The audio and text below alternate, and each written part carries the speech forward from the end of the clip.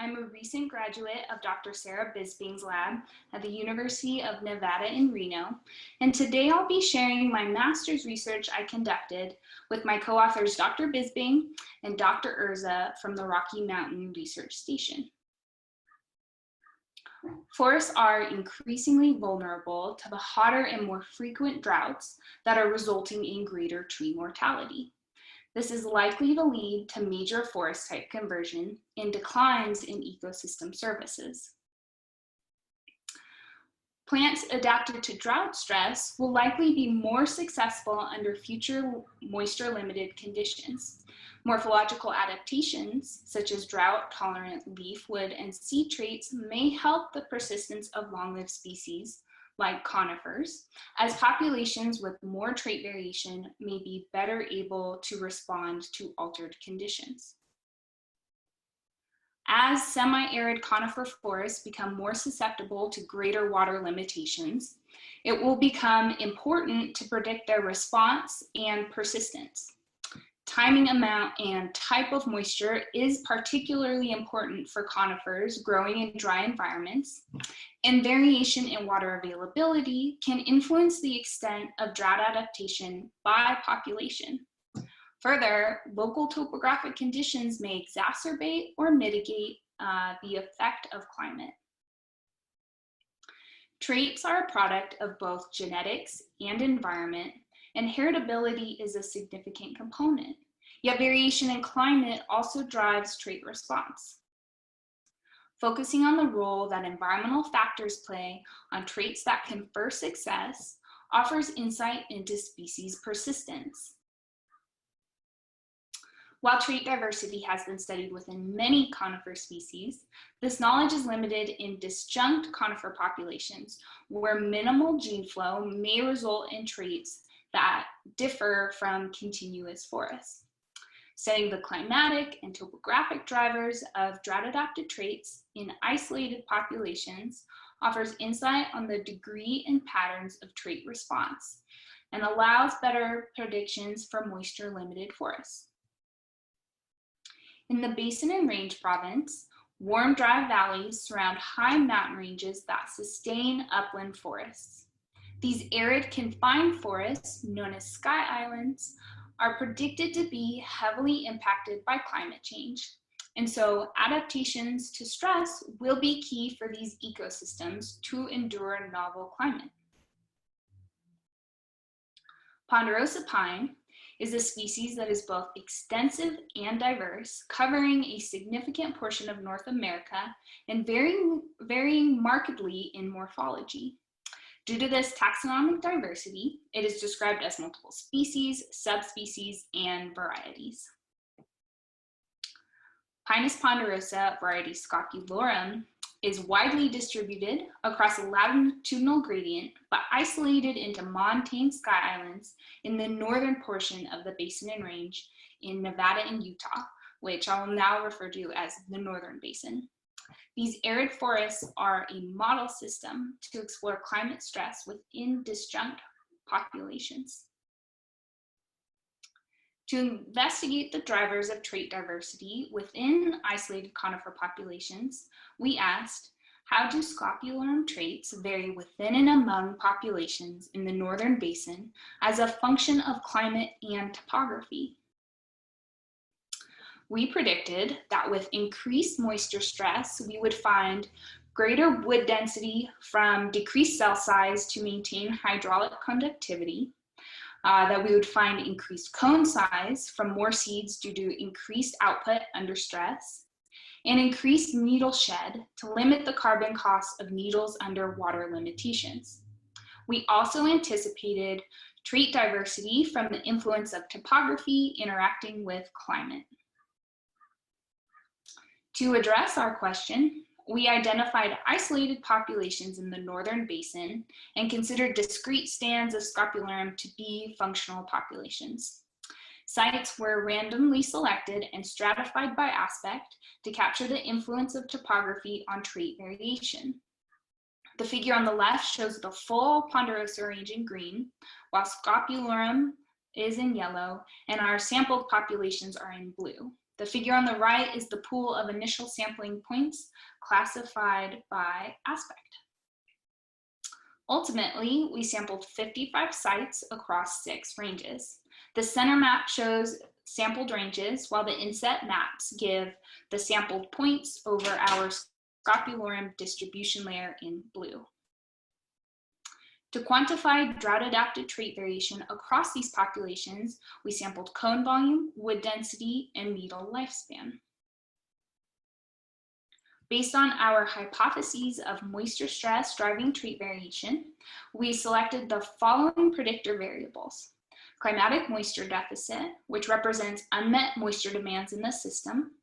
Monsoonality is an index of July, August, and September precipitation over annual. We chose folded aspect, which is a transformation of aspect to increasing values of 1 through 180 that equate to hotter and drier. And then a diameter variable to explore the effect of tree size on the traits. To investigate the drivers of trait diversity, we use generalized linear mixed models with nested random effects of plot within range to account for unmeasured differences in our sampling locations. Due to the importance of moisture timing for semi-arid conifers, we chose to explore seasonal rather than annual climate totals by assessing monthly correlations between CMD and traits to determine seasonal CMD predictors in similar methods from Redmond and others.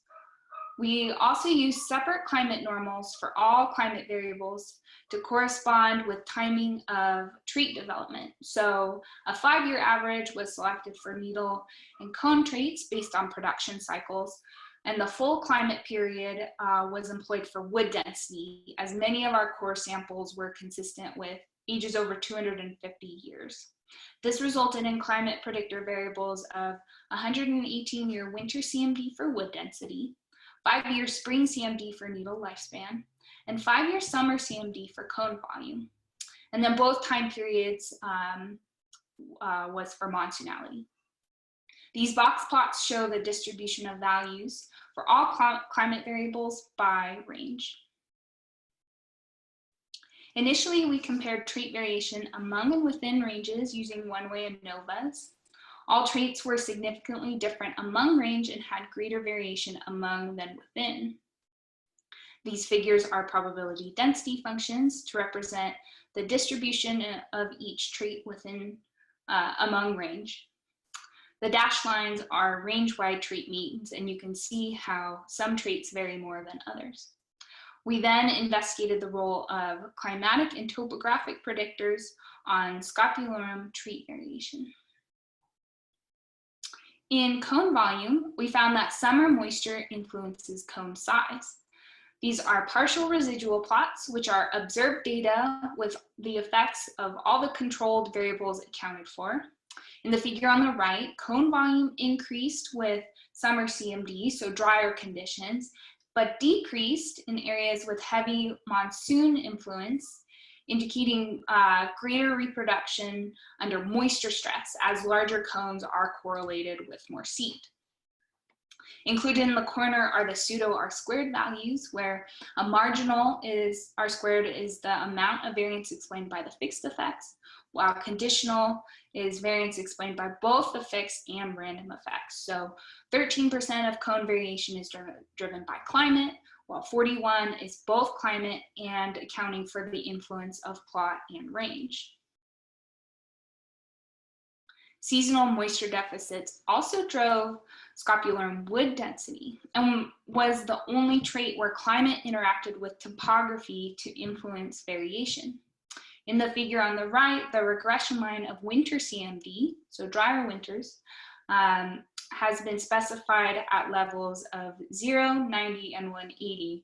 And these represent north, east and west, and then south sites. This interaction shows denser wood with greater winter CMD on warmer, drier sites, yet no effect of winter CMD on colder and wetter aspects. We also found a less intuitive result of decreasing wood density with diameter. Seasonal moisture also influenced needle lifespan. In this figure, we see that as monsoonality increased, needle lifespan declined, indicating that summer moisture is important for needle retention, which is likely due to the timing of bud set. Our findings suggest that scopulorum modifies trait response based on specific timing of water limitations. These populations invest in reproduction under stress as cones become larger with reduced summer moisture, and growth is conserved as wood densities increase under winter moisture deficits. Additionally, there was more needle shed with greater amounts of late summer moisture, further indicating the importance of moisture timing.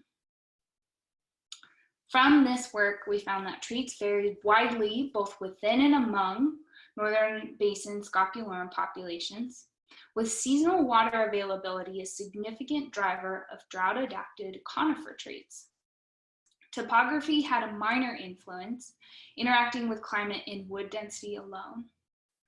While trait response is altered in scopulorum with moisture stress, the importance of seasonal moisture combined with predicted stressful and variable conditions underline the threat of novel climate for these systems. This work identified traits and climatic drivers that influence persistence of this variety, which may help managers predict vulnerability of this widespread conifer to drought and altered moisture regimes. I would like to thank my wonderful mentors for all their guidance, along with several others who provided invaluable help with this project. This work was supported by funding from the USDA Hatch Grant Program and the University of Nevada in Reno.